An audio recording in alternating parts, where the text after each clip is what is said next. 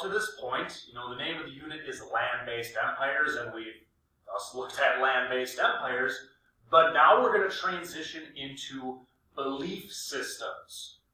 All right, we're looking at belief systems, and the Protestant Reformation is one of the bigger concepts to come out of this era. Now, when we look at what causes what we refer to as the Protestant Reformation, a couple of things come to mind. Indulgences. Indulgences first become popular during the Crusades, and this would have been where the Pope declared that if you fought and died for the cross, you would get a quicker passage into heaven. As the centuries have gone on, this idea has morphed into paying for forgiveness of sins. And the man who kicks this all off, Martin Luther, will become distraught when he travels to Rome and he's going to see someone selling indulgences by the roadside in an effort to renovate St. Peter's Basilica. So it's this impression that perhaps you can buy your way out of sin. All right, so we have indulgences going along with the perceived church corruption. Simony was something that became more widespread in the 9th and 10th centuries, and it's technically illegal, but it occurs anyways. And by this point, the Reformation is the early 1500s. 1/3 of Europe was church land. It was in the hands of the Catholic Church. And this is a development that we see going back to our previous time period, but kings and monarchs are still nervous to say anything. I mean, yes, it's untaxed, so they're losing money on it, but they don't want to be seen as going against God. So we have the church corruption.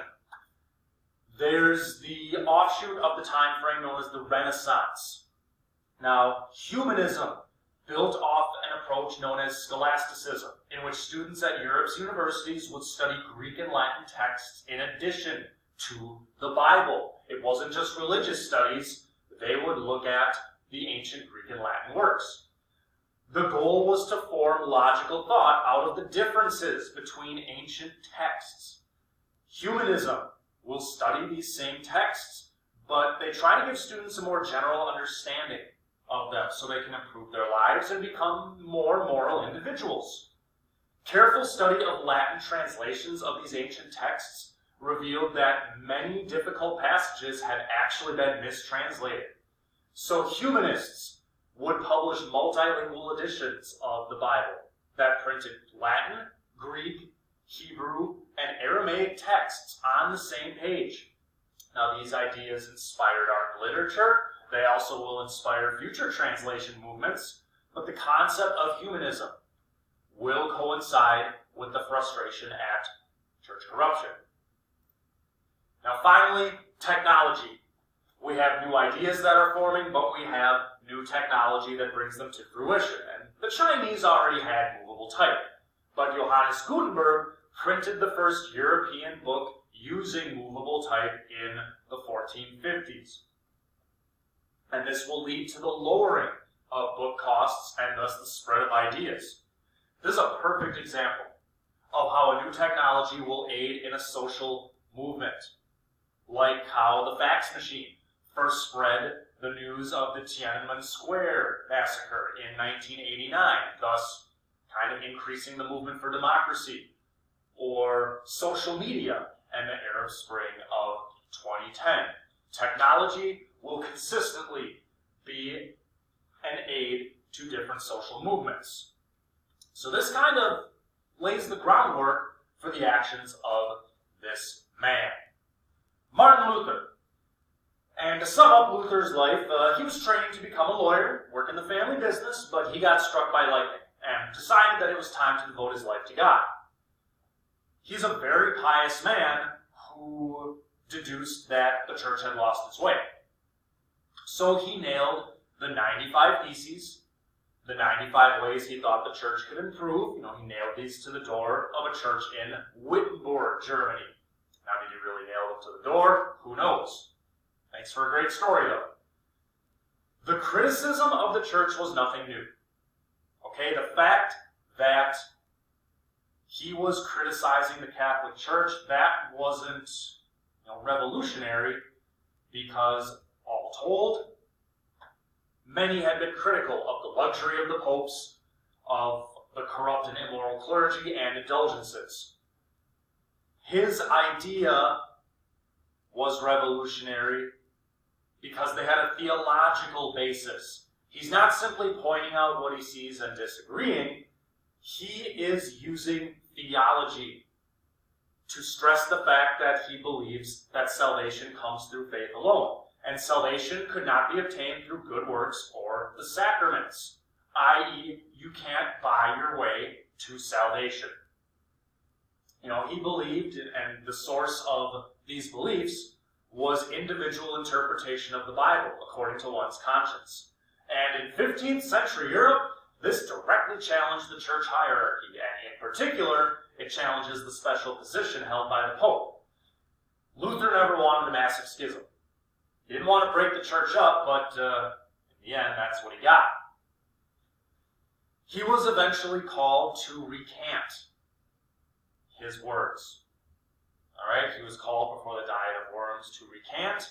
He refused to do so, so he was excommunicated. Now, princes and kings of Europe embraced many of these ideas because they had disputed the political authority of the church and they saw an opening to gain their own political independence, as well as to gain lands and taxes previously held by the church. The idea of all vocations being of equal merit was appealing to middle-class urban dwellers who associated the Catholic Church with this rural and feudal world of aristocratic privilege. So we're seeing the continuation of this urban-rural divide, and now the Catholic Church is being brought up as a factor in that divide. Commoners took this as a chance to express their opposition to the entire social order. Now, Luther translated the Bible into German, which kicks off the translation of the Bible into other vernacular languages. And one leader even declared, God has appointed the printing press to preach, whose voice the Pope is never able to stop. Technology, once an idea gets out there, it's out there. You can't take it back. And there were indeed a number of different ideas that were viewed as kind of dangerous, needed to be reined in. One effect of these ideas was the Peasant Revolt. Breaks out in 1524, lasts into the following year, and it takes place mainly in German-speaking areas of Central Europe. Now, all in all, the revolts begin because of opposition to their traditional status as serfs. So we still see serfdom as a coercive labor system that is being used. But members of all classes had also independently begun to question the social hierarchy of their time. So serfs, town dwellers, knights, guildsmen, etc., they're questioning the order of things. Luther's argument of equality, regardless of vocation, did help intensify the movement, but it didn't necessarily lead to the revolts in and of itself. The leaders of the Peasants' Revolt requested Luther's backing, but he vehemently denounced the violent actions of the serfs. Violence was something he couldn't get on board with.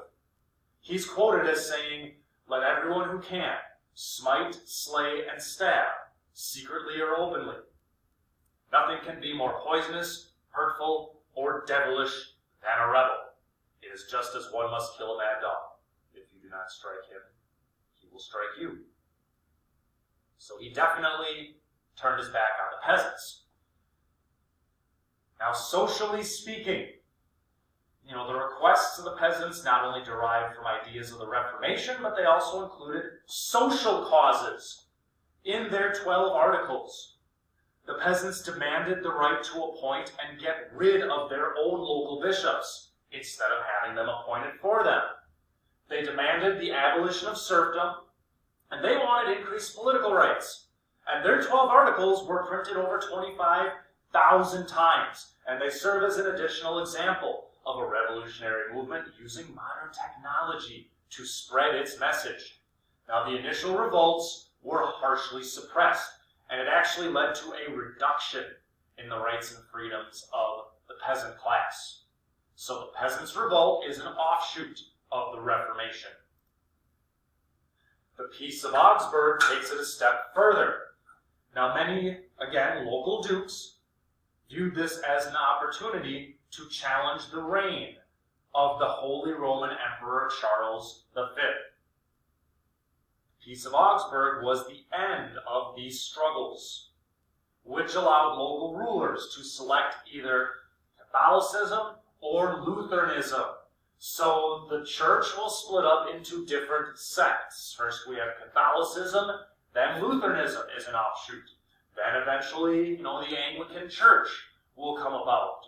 Presbyterian, Baptist, all of these are effects of the Reformation. In this sense, it's simply a Catholic and Lutheran, or Catholic and Protestant divide. Subjects were provided with a grace period in which they were allowed to travel to a region where their desired religion was favored. This will serve to permanently divide Christendom in the Holy Roman Empire, or it'll divide Christendom in the West, as other regions of Europe will divide into Catholic and Protestant majorities.